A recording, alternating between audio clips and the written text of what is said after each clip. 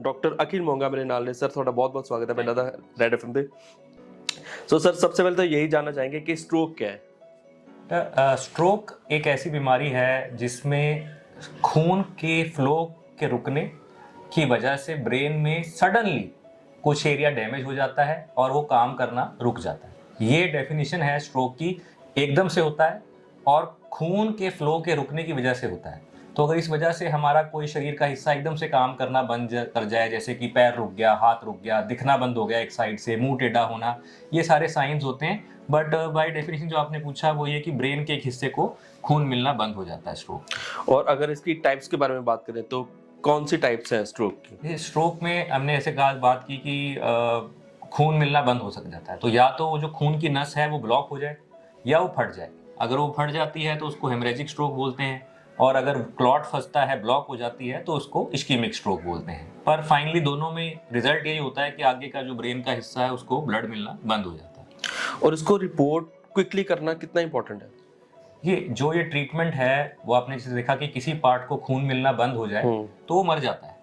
तो अगर उसको बचाना है किसी तरह तो हमें वो फ्लो दोबारा से स्टार्ट करना है, जल्दी से जल्दी फ्लो स्टार्ट करना है, क्योंकि एक बार वो हिस्सा मर गया उसके बाद हम उसके खून को खोल भी दें तो कोई फायदा नहीं। जैसे हार्ट अटैक में हम लोग भागते हैं, उसमें भी यही होता है कि हार्ट को जाती हुई नस में ब्लॉकेज होती है, तो हमें है कि जल्दी से जल्दी उसको खोला जाए, स्टेंटिंग की जाए। सेम चीज इसमें भी है।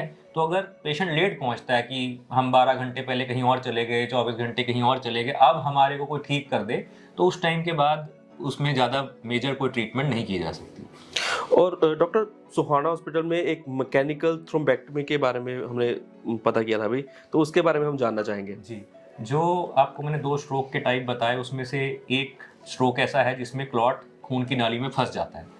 आज से कुछ साल पहले हमारे पास कोई भी ऐसा ऑप्शन नहीं था कि हम उस क्लॉट को पिघला सकें या निकाल सकें। तो स्ट्रोक होने के बाद पेशेंट वेट ही करता था कि कितना एरिया डैमेज होगा, फिर धीरे धीरे फिजियोथेरेपी से उसको ठीक करेंगे। फिर हमारे पास एक ऐसी दवाई आई जो छोटे क्लॉट्स को घोल सकती है, उसे थ्रोम्बोलाइसिस बोलते थे। पर फिर भी उसमें एक रिस्ट्रिक्शन थी कि अगर थोड़ा क्लॉट बड़ा है, बड़ी नस बंद है, तो कई बार उस दवाई से घुलता नहीं था, और अगर वो 3-4 घंटे के बाद देते थे तो उसका उतना असर नहीं आता था। तो अब हमारे पास एक ऐसी टेक्निक अवेलेबल है जिसमें हम तार ले जा सकते हैं ब्रेन की उस नस तक और उस क्लॉट को खींच के निकाल सकते हैं। तो एक शॉर्ट सा तरीका हो गया। अगर नस खोलने की जरूरत है तो हम अंदर जाके उस क्लॉट को खींच के भी निकाल सकते हैं। वेट नहीं करना है कि हमने दवाई दी और वो खुलेगी और धीरे धीरे खुलेगा। तो वो जो एक चीज़ है उसे मैकेनिकल थ्रोम्बेक्टमी बोलते हैं। ये ज़्यादा सेंटर्स के पास अवेलेबल नहीं है। इसके लिए डेडिकेटेड कैथ लैब और लोग चाहिए जो 24/7 अवेलेबल हो। तो ये सुविधा जो है ये सुहाना हॉस्पिटल में दी जा रही है। Very nice sir. और सर हेमरेज स्ट्रोक में कैसे हेल्प करती है ये चीज़ें? अब जब वो नस फट गई है तो 2-3 कारण होते हैं नस फटने के। एक तो कि बीपी ज़्यादा है। अगर बीपी ज़्यादा है तो हम बीपी कंट्रोल करते हैं। हल्की फुल्की ब्लीडिंग है तो पेशेंट को सिर्फ कंजर्वेटिवली मैनेज किया जाता है कि रखा जाता है, आईसीयू में वॉच किया जाता है, सारी चीज़ें प्रोवाइड की जाती हैं।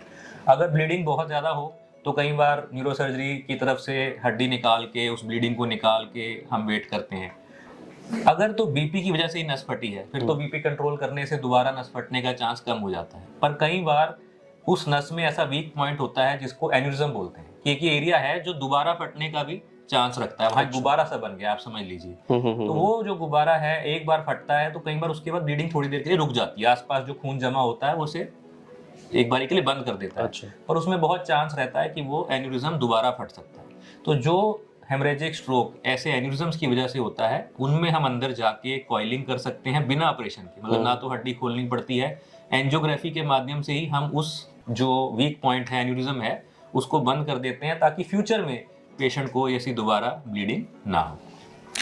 और डॉक्टर सुहाना हॉस्पिटल 100% स्ट्रोक रेडी फैसिलिटी कैसे प्रोवाइड करता है? इसके बारे में प्लीज हमें हमारे व्यूअर्स जानना चाहेंगे। देखिए, जो स्ट्रोक की कंप्लीट ट्रीटमेंट है वो सिर्फ हमारे साथ नहीं, सिर्फ न्यूरोलॉजिस्ट के साथ नहीं, न्यूरोसर्जन के साथ नहीं, पूरी टीम से बनती है।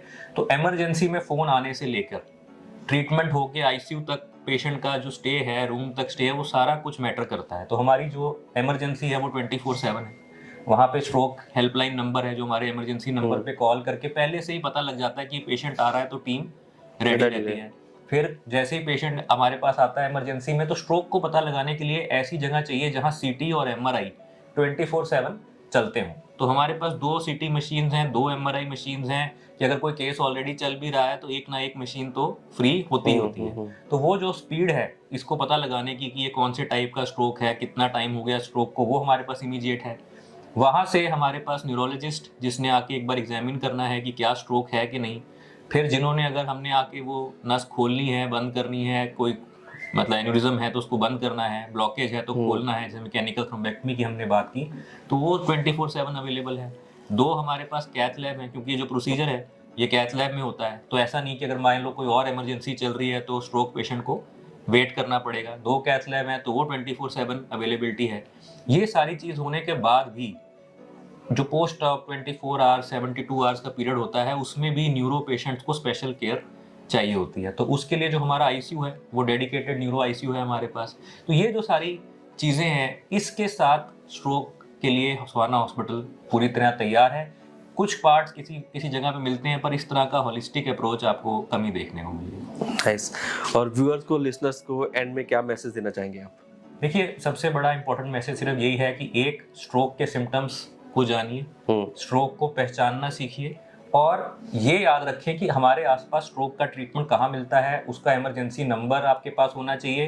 बिकॉज एवरी टाइम जो आप इधर उधर जाने में वेस्ट करेंगे उस ड्यूरेशन में, वो 3, 4, 5 घंटे, उस टाइम में आपका ब्रेन डैमेज होता जा रहा है और उसका जो बेनिफिट होगा ट्रीटमेंट का वो कम होता जा रहा है। तो जितनी जल्दी आप पहुंच सकते हैं वो पहुंचिए, उसके आगे का काम हम संभाल लेंगे। ठीक है, thank you so much doctor for being with us. Thank you.